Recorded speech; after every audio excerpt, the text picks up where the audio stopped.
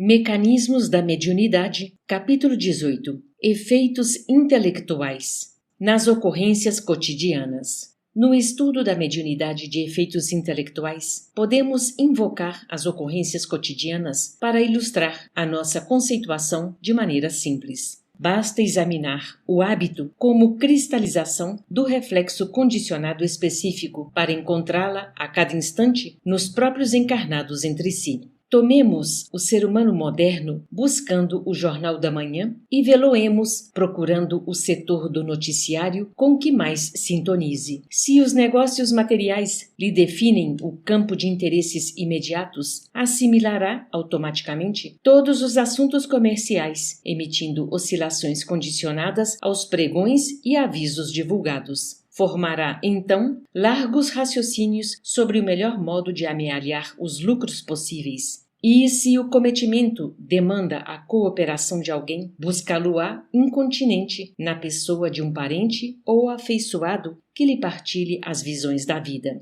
O sócio potencial de aventura ouvir-lhe-á as alegações e, mecanicamente, absorver-lhe-á os pensamentos, passando a incorporá-los na onda que lhe seja própria, mentalizando os problemas e realizações previstos em termos análogos. Cada um, de per si, falará na ação em perspectiva, com impulsos e resoluções individuais, embora a ideia fundamental lhe seja comum. Pelo reflexo condicionado específico, aurido através da imprensa, ambos produzirão raios mentais subordinados ao tema em foco, comunicando-se intimamente um com o outro e partindo no encalço do objetivo. Suponhamos, porém, que o leitor se decida pelos fatos policiais. Avidamente procurará os sucessos mais lamentáveis e, finda a voluptuosa seleção dos crimes ou desastres apresentados, escolherá o mais impressionante aos próprios olhos para nele concentrar a atenção.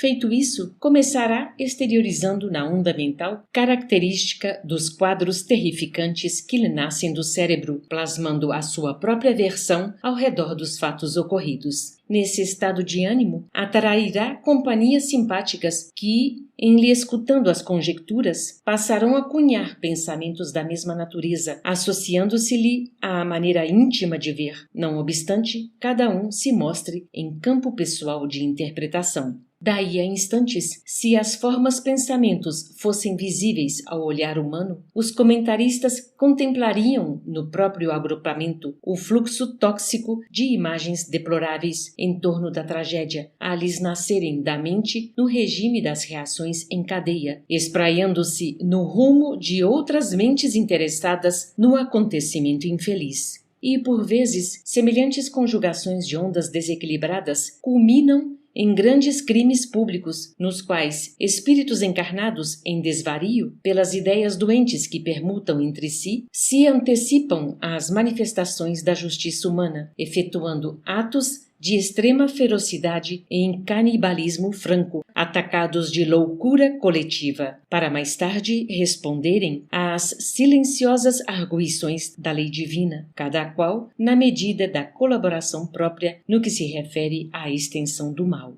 Mediunidade ignorada. Na pauta do reflexo condicionado específico, surpreendemos também vícios diversos, tão vulgares na vida social, como sejam a maledicência, a crítica sistemática, os abusos da alimentação e os exageros do sexo. Esse ou aquele espírito encarnado, sob o disfarce de um título honroso qualquer, lança o motivo inconveniente numa reunião ou conversação e quantos lhe aderem ao mote passam a lançar oscilações mentais no plano menos digno que lhes diga respeito, plasmando formas pensamentos estranhas, entre as quais permanece o conjunto em comunhão temporária, do qual cada um se retira experimentando excitação de natureza inferior à caça de presa para os apetites que manifeste. Como é fácil reconhecer, cada qual foi apenas influenciado de acordo com as suas inclinações, mas debita a si próprio os erros que venha a perpetrar conforme a onda mental que deitou de si mesmo.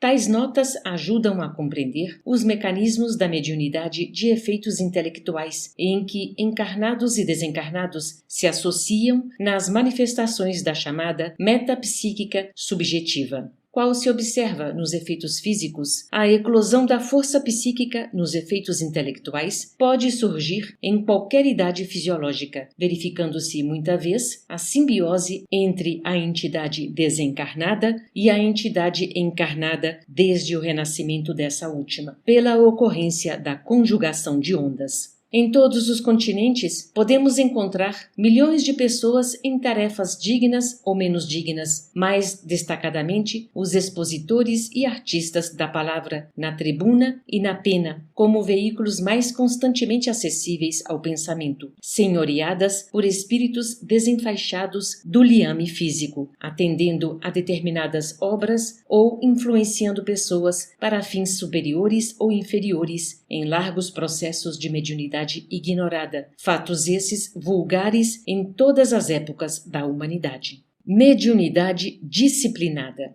Imaginemos que certa personalidade se disponha a disciplinar as energias medianímicas segundo os moldes morais da doutrina espírita, cujos postulados se destinam a solucionar tão simplesmente quanto possível todos os problemas do destino e do ser. Admitida ao círculo da atividade espiritual, recolherá na oração o reflexo condicionado específico para exteriorizar as oscilações mentais próprias no rumo da entidade desencarnada que mais de perto lhe comungue às ideações. De certo que nos serviços de intercâmbio experimentará largo período de vacilações e dúvidas, porquanto, morando no centro das próprias emanações e recolhendo a influenciação do plano espiritual com que muitas vezes já se encontra inconscientemente automatizada, a princípio, supõe que as ondas mentais alheias, incorporadas ao campo de seu espírito, não sejam mais que pensamentos arrojados do próprio cérebro. Ilhado no fulcro da consciência, de acordo com a lei do campo mental, que especifica obrigações para cada ser guindado à luz da razão, habitualmente se tortura o medianeiro, perguntando imponderado se não deve interromper o chamado desenvolvimento mediúnico, já que não consegue de imediato discernir as ideias que lhe pertencem das ideias que pertencem a outrem, sem aperceber-se de que ele próprio é um espírito responsável, com o dever de resguardar a própria vida mental e de enriquecê-la com valores mais elevados pela aquisição de virtude e conhecimento.